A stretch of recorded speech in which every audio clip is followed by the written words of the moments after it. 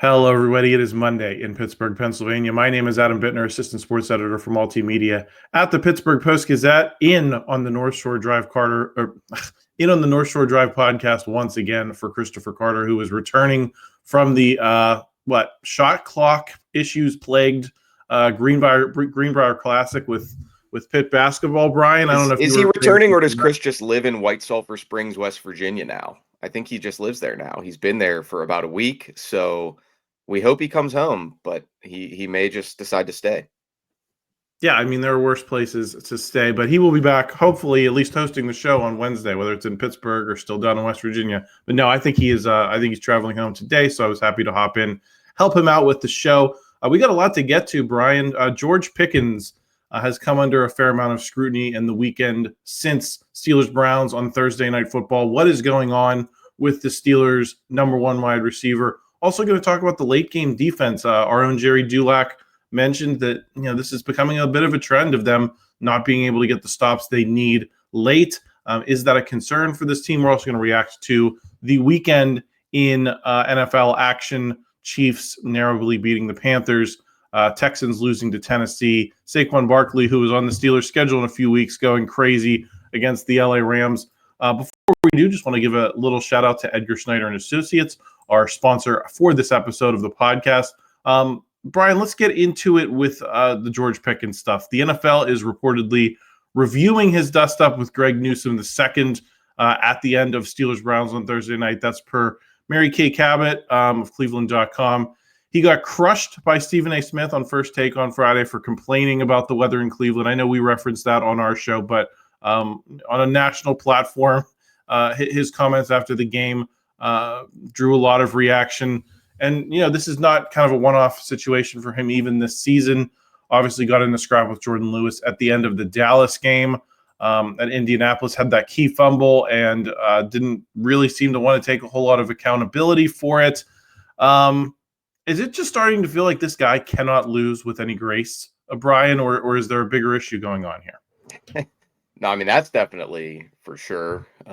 Sometimes I don't even think he can win with much grace. He's not a very graceful sportsman, if you would. So that's the double-edged sword with George Pickens. He's got that dog in him, as they say, but sometimes that goes a little bit too far, and he straddled that line, and I think we've seen him cross that line, no doubt about it. The last two losses for the Steelers, he's getting into it with an opposing corner. Who could have seen this coming? Oh, wait.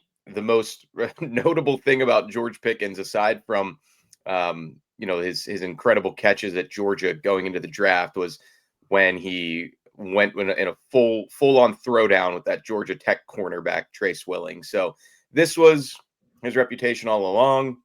The Steelers obviously took a chance on some of the character red flags. And it's been a rocky 2.5, almost 3 seasons thus far, because as incredible as he is as a player, and I've never knocked the talent. There have been some focus issues at times as a receiver, not getting both feet in bounds.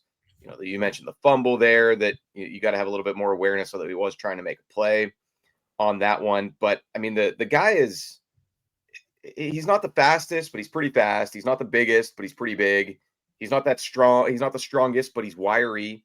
He might not have the highest vertical leap, but he can go up and get it. So it's his body control. And I mean, he's like Gumby out there, the way he contorts himself. So he's one of one that way. But yeah, I mean, he's a constant distraction, headache waiting to happen, it seems like. And Mike Tomlin talked last year about how George Pickens answered questions with us in the media about not going for the fumble, not going for the block for Jaylen Warren in Indy, and said he needs to mature, and there's a constant growth process, and that's not always going to be evident to us on the outside. But man, I mean, this is once again kind of, there's two different lanes here. There's the George Pickens complaining about the weather and saying the Browns aren't good and the Steelers got away game refs. Cam Hayward, I mean, he kind of complained about the officiating too. That's kind of commonplace, but blaming the conditions was so bizarre. It was really just a case of not wanting to give the Browns any credit and then calling them not a good team. Well, now you're just amping them up even more for 2 weeks from now when they come to your place. I don't see the point of that at all. And then there's also the other lane over here of, is he taking himself out of the play on the Hail Mary because he's more concerned about fighting Greg Newsome than trying to win? I mean, that's when you start to get into the football character of it, and something's got to change there with him. Maybe he's just never going to change. Maybe it's the constant x-axis of talent and production and y-axis of drama and tomfoolery. And if you cross the A-B line, now all of a sudden the Steelers have a decision to make about a guy who's going into the last year of his contract next season. Yeah, you led into my next question well, which is obviously we've seen a lot of comparisons to AB. Then there's even Chase Claypool and of more recent vintage of Steelers receivers who've caused problems, and it has paved their way out of Pittsburgh. Martavis Bryant was also always somebody you had to wonder. I mean, that was before my time on the beat, but it seemed like always something was being chirped about on social media, and he had a whole other slew of issues that George Pickens hasn't had. So, but yeah, there's always a price. You know, you can put up with enough as long as you're getting bang for your buck. And yeah, go ahead, Adam. Go ahead. Well, I see the George Pickens situation as different than those two. Because Antonio Brown's meltdown included a lot of true off the field issues, Brian, that George Pickens does not have. And then with the Chase Claypool stuff, Chase Claypool was just had such a ridiculously inflated ego and sense of himself, had not achieved anything that justified the way he was behaving, whereas George Pickens has accomplished a lot on the field. Chase Claypool's rookie year was really good. I think that went to his head for sure. But I see what you're saying. He hasn't had the sustained level of success that Pickens has had already through whatever, I guess, 48 games or something like that. Right. Is that kind of a defense of George Pickens of listen, he's not gotten himself into real trouble off the field. It's just more this kind of mercurial, acting out because he's, fiercely competitive and has not yet figured out how to handle that. I mean, I guess of the three receivers that we're talking about here, I would choose the issues that come with George Pickens over the issues that came with those other guys. Yeah, I think so. It is kind of the cardinal sin though of not contributing to a win or sort of letting your teammates down. I mean, one thing about AB, he always was the hardest working guy on the team. Everybody made that clear year in and year out. You never really felt like he was giving less than 100% effort, and it seemed like he was always locked in. It helped that he had a future Hall of Famer throwing him the ball. George Pickens may have that now with Russell Wilson, and yet still we're getting some of the regression in terms of the on-field attitude type of stuff. And I think George, by and large, most of the time plays really hard, probably too hard. He blurs the lines from, physical to petty and just, over the top, kind of being a menace. It's always funny until it's not with him. So, he's been fined a bunch of times this season. Obviously, another one coming. You mentioned the Cleveland.com report. I don't think anybody was really surprised by the NFL investigating this. It would be newsworthy if they were not going to investigate a guy nearly going into the first row of the stands and being restrained by security guards. So especially when it's a repeat offender when it comes to the face mask pulls. And I was surprised he didn't get a penalty in the Washington game where he got into it with their corner, Mike Saint still. So, Tomlin always says you'd rather say whoa than sick him, but it just seems like you're saying whoa with every single week with George Pickens. And if I'm at the top of as a head coach, you do like a lot of that mentality. But if I'm at the very top of the food chain in the Steelers organization, I'm probably sitting down every week at 1 o'clock or 8:15 or 8:20 and saying, okay, I hope the Steelers win, but and I hope number 14 makes some incredible catches down the sideline or in the end zone. But I'm holding my breath that he's not going to do something to embarrass the franchise or make national headlines this week because he just can't keep his cool on the field. Brian, do you think the pressure is getting to him at all? The field, post-game locker room. Yeah. Do you think the pressure is getting to him at all of being kind of the only consistent receiver in this room right now? Obviously, you've seen Calvin Austin step up at times. Mike Williams makes the big play in Washington. But other than that, the whole entire, at least as far as receivers are concerned, once you take the tight ends and backs out of the situation, the passing game is going through this guy, and if he's not playing well, then I think he knows that the things are going to get ugly quickly for this offense. Do you think any of this has to do with the fact that so much is riding on this guy, and he's feeling the pressure a little bit? I don't think so. I think he wants the ball more. I almost think he wants more pressure. Like, I get what you're saying about how when you're not involved early and you're not helping the team win, it becomes even more of a powder keg. But no, I think if anything, George Pickens would want to be targeted on every play and would think, okay, the competitor in me, a 50-50 ball to me is even better than throwing to a wide open Van Jefferson or Calvin Austin or Pat Freiermuth. Like, that's just how he's wired, for better or worse, I think. So, no, I mean, I think if anything, Adam, not to try to like get too into the psyche of a guy, but I think he's just always been so dominant throughout his life. I mean, he was a 5-star recruit. He was unbelievable at Hoover High School down in Alabama. He was unbelievable at Georgia for the most part. And yeah, his numbers weren't crazy, but we know they were a run first offense and they were smacking people around. He didn't face much team adversity in that time because they were winning national championships left and right. I guess one when he was there, but they repeated the next year. So I think if anything, it's more of just, dealing with the ups and downs of the NFL. You're going to face some difficult matchups. You're going to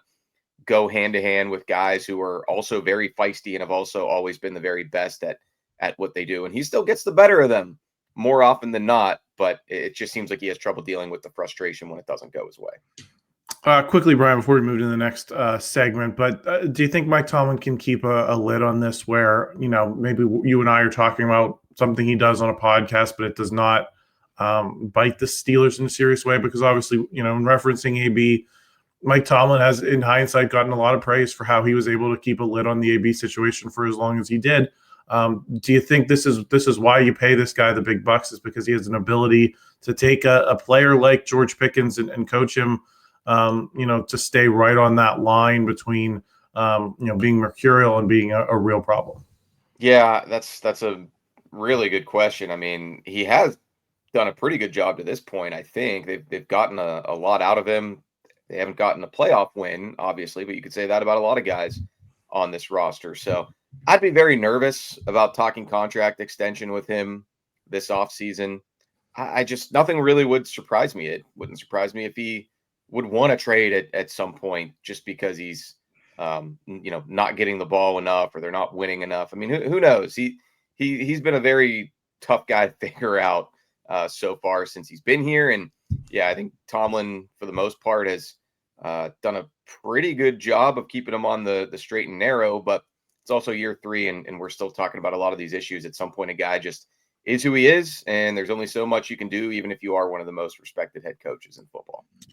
We are going to change gears here, talk about the Steelers defense and its issues late in games. Before we do, just want to thank a couple of sponsors. The show is brought to you by Edgar Snyder Associates. Whether you're injured in a car accident or hurt on the job, Edgar Snyder Associates has helped injury victims for over 40 years, recovering more than $2 billion on their behalf.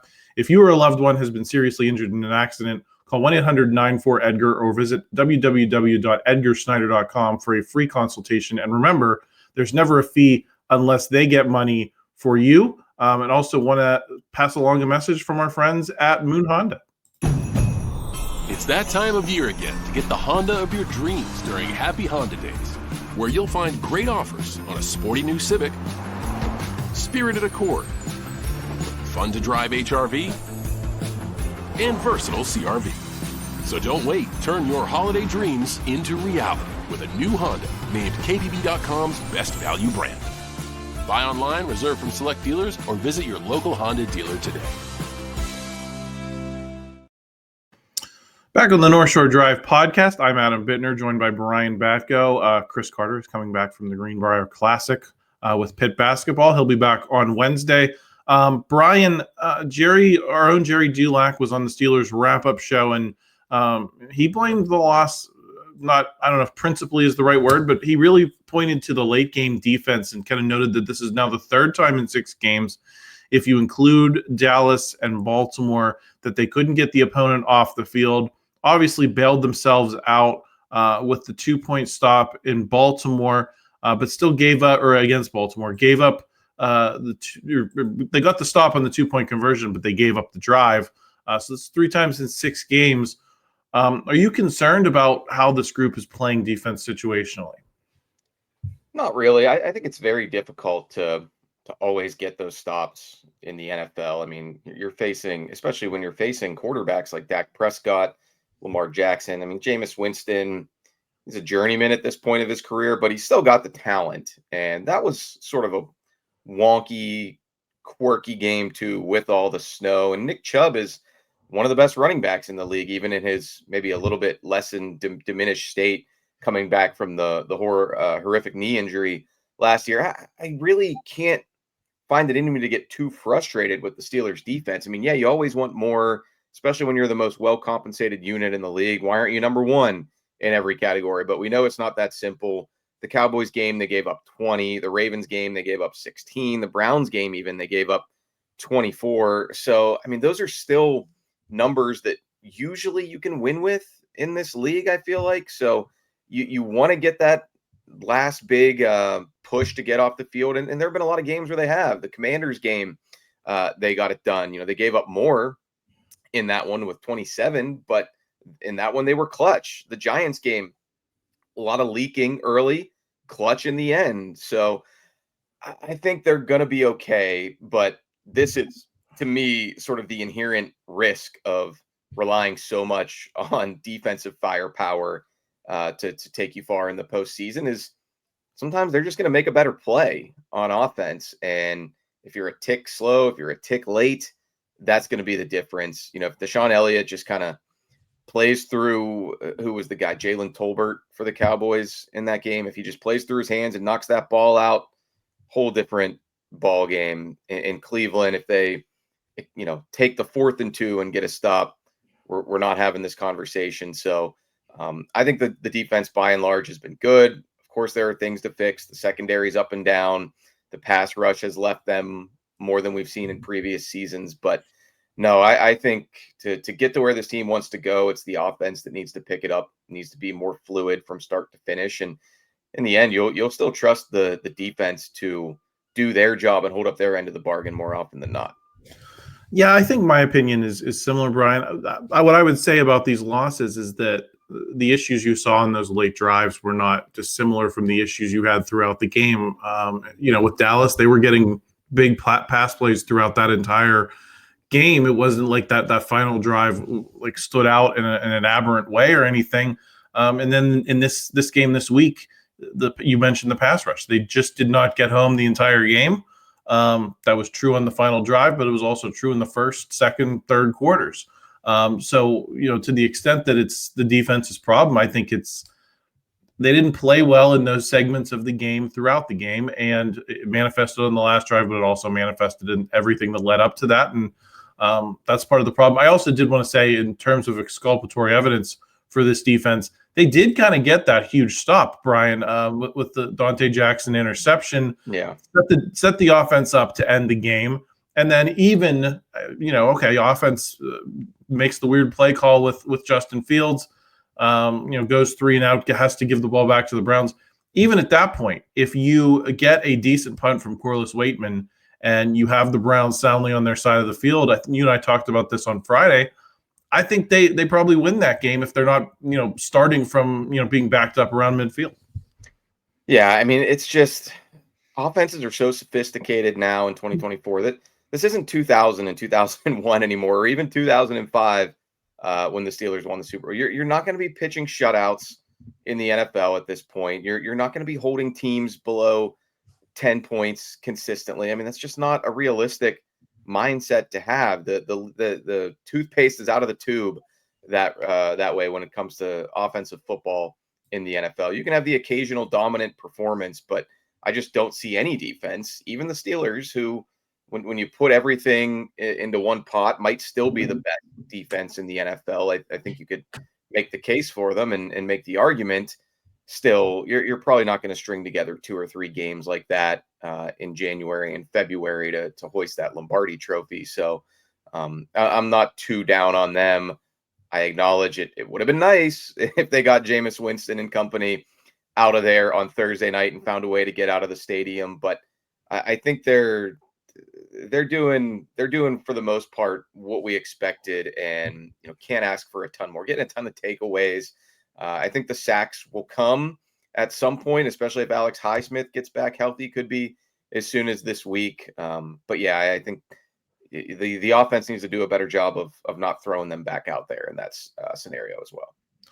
I also think it's true that I think people have almost come to count on TJ Watt making some superhuman play at the end of the game to bail out, the defense, the offense, whoever. And listen, I think he is one of the most clutch defensive players of all time, has been very good at making those plays, Brian, but I think expecting them on a routine basis is, to your point, it's also not realistic. Sometimes he's going to get blocked. And I think you saw that late against Cleveland is, someone else has got to step up and make a play. And I come back to the Dante Jackson that he did. I mean, he should have made the game-ending play for the defense there. But do you think part of the issue is people have just gotten so used to how great TJ Watt is that when he's not doing those types of things at the end of the game, it's everyone saying, what the hell, what's going on here? Yeah. I mean, he's a victim of his own success to some extent in that regard. I think the onus, if anything, here falls a little bit more on Terrell Austin, Mike Tomlin to get a little bit more creative. If teams are taking him out of it more consistently than we've seen from them in recent memory, then okay, let's go back to the drawing board and find some ways to not scheme it up, because TJ Watt doesn't need that, but I mean, give him a little bit more opportunities, keep defenses on their toes. They did it a couple plays in the Giants game, and then you saw at the end of that one, Daniel Jones, one of his final starts for the G-Men, kind of was trying pre-snap to figure out where 90 was, and he didn't chip over to his side, and boom, he wrecks the game and calls game on that one. So flip them around a little bit more if you need to.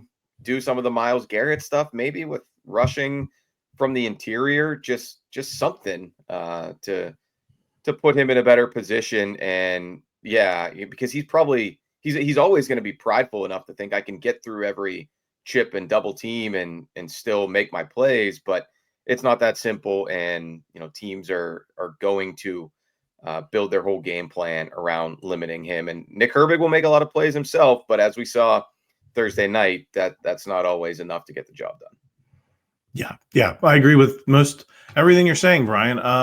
We want to get to a little bit of NFL action around the league with the Steelers being off this week. Before we do, just want to thank another sponsor. It's Savinas, Kane, and Gallucci, mesothelioma and asbestos lawyers with over 85 years of experience. Call them now for a free consultation. We'll be right back.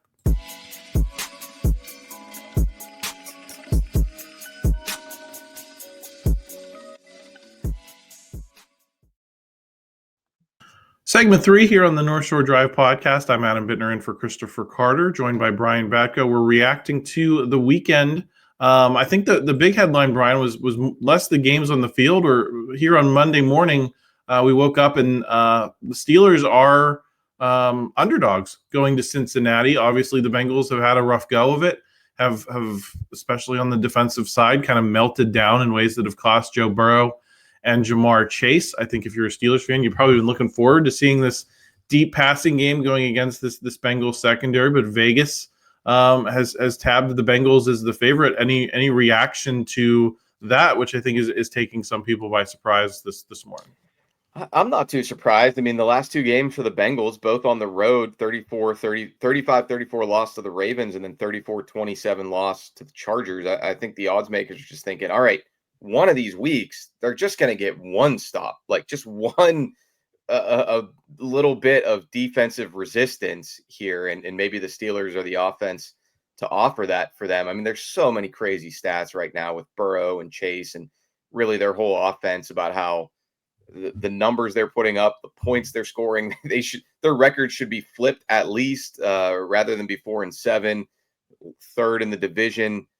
I'm also not surprised because I just think sometimes it comes down to who's this a bigger game for, and playing at home. I mean, this is their season right now. And the thing about the Bengals, if they find a way to beat the Steelers, they can go on a nice little run, because then they've got the Cowboys and Titans both on the road, but you should take care of those teams. And they get the Browns at home, and they get the Broncos at home. And then they finish up again at the Steelers to close the season. So they're not completely out of it yet, but if they lose this one, they will be. So I said on the KDKA showdown Sunday night, I mean, this is a big game for the Steelers to keep pace with the Ravens, or hold them at bay, I should say.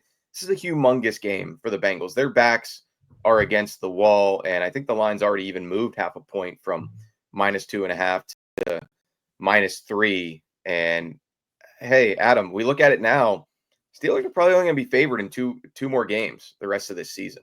Browns at home and Bengals at home at the end of the season. And if they lose this week and the Bengals get hot, maybe not even the season finale. So not to put too, doomer of a spin on it, but I mean, we always knew the latter half of this schedule was going to be difficult, and now it's just kind of staring you right smack in the face. The Eagles and the Chiefs have not really tailed off much, and we'll see what the Ravens are made of. But yeah, this is going to be a fascinating stretch run in a lot of ways for the Steelers.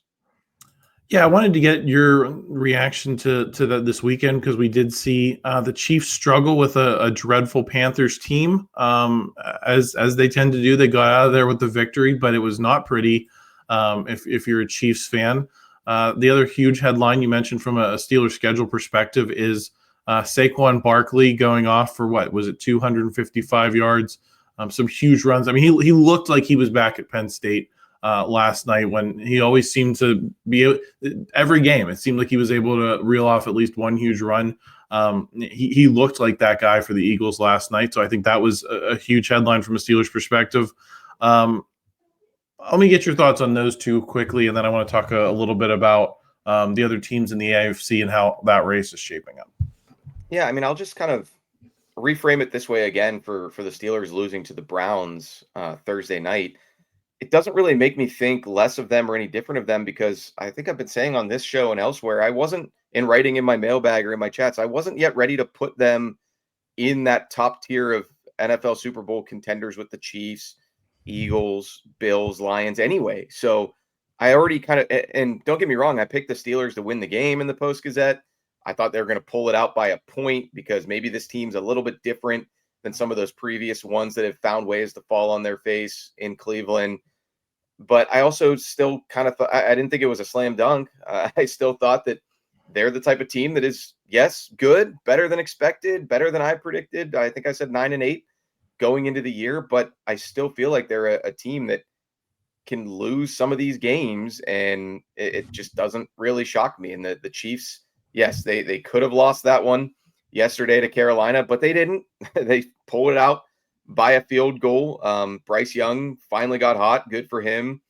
The Texans, that is one that they are really starting to, lose their grip, it seems, a little bit. CJ Stroud bounced back to some extent, but now their defense is collapsing. Losing at home to the Titans is, I think, a lot worse defeat than a sort of a wonky loss in a snowstorm at Cleveland for the Steelers on a short week. So, man, yeah, the Texans are not quite as daunting as they were, just a few weeks ago. The Chargers, Ravens, Broncos, just hovering there in the wild card area, they all seem to me a little bit more capable of doing something in the postseason now than the Texans, unless they get it figured out. Yeah, I was going to ask that question because, I mean, let's just say that the Ravens have a tough schedule too. The Steelers are able to be a good game tonight. Ravens Chargers, very very intrigued to watch the Har Bowl. Do you prefer Har Bowl or Harbaugh Bowl? Oh, obviously Har Bowl. I mean, just come on, yeah. put them together, easy, easy. Yes, but like a Pittsburgh East. You want to watch a Har Bowl tonight? Go down at Dino's like Jay Leno down at the Har Bowl. Yeah. So I guess my question for you with the Texans, Broncos, whatever is, how are you feeling, especially if it's the Broncos or the Chargers and the Steelers have to play them in a first round playoff game, with the way those two teams have kind of seemed to find themselves this season? What are your feelings if that's a team the Steelers have to beat in a first round game? considering they've already beaten them. But it was tight, I think, in both of those games.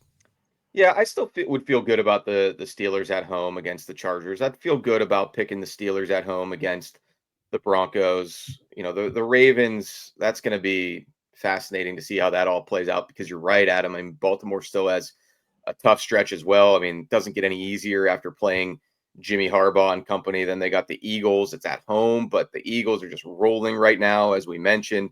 They haven't even had their bye yet, which is kind of wild. So maybe they'll regroup then, come back strong in that 4-game stretch. They go to the Giants. That's a joke. You might as well chalk that up as a W right now. I don't know how the Giants are going to finish the season after yesterday. They might as well pack it in right now, because it seems like everybody's just quit on that locker room and coaching staff and franchise.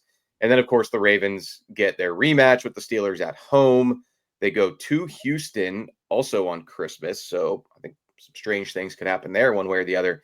And then they finish at home against the Browns. And I mean, Cleveland would just be in ultimate spoiler mode at that point. I tend to think that Myles Garrett, Jameis, Nick Chubb will be thinking at least a little bit in the back of their mind about kicking back in the Bahamas or Turks and Caicos or whatever come January 5th. So, yeah, I mean, I think the Steelers, if they can avoid, obviously if they can avoid a wild card road game again, that is ideal. But I think if they could avoid the Ravens in the first round, that'd be nice. And hey, maybe some more countries to be heard from here in the AFC. I'm not completely slamming the door yet on the Bengals, who we discussed earlier in the segment.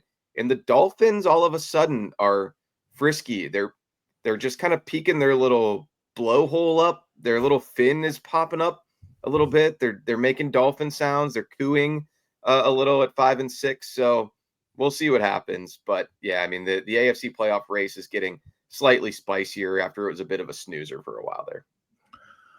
Yes. Definitely a lot to keep an eye on there. I believe we get the Dolphins on Thanksgiving this week, so that adds a little bit of theater to the situation. At Green Bay, the night game. The two before that, Lions, Bears, okay, and Cowboys, Giants. Take your trip to Fan Nap then. Yes. Eat an early dinner just to avoid watching Giants, Cowboys, I beg you. Or just eat during the game and just kind of have it on in the other room and don't really pay attention to it. But Brian, thanks for joining me. Like I mentioned at the top of the show, Chris will be back on Wednesday. So make sure you're subscribed to the channel. We always appreciate the support if you haven't already. If you enjoyed this video, please smash that like button. Help us out in the YouTube algorithm. Pulse Ice will be on later tonight. So if you haven't checked out his live shows yet as well, just want to drop in a quick tease for that. Otherwise, we will talk to you again real soon. Thank you for tuning in to another episode of the North Shore Drive podcast from the Pittsburgh Post-Gazette. If you watch this video on YouTube, please like the video and subscribe to our channel. For all the sports coverage from the Post-Gazette that we have to offer, visit post-gazette.com.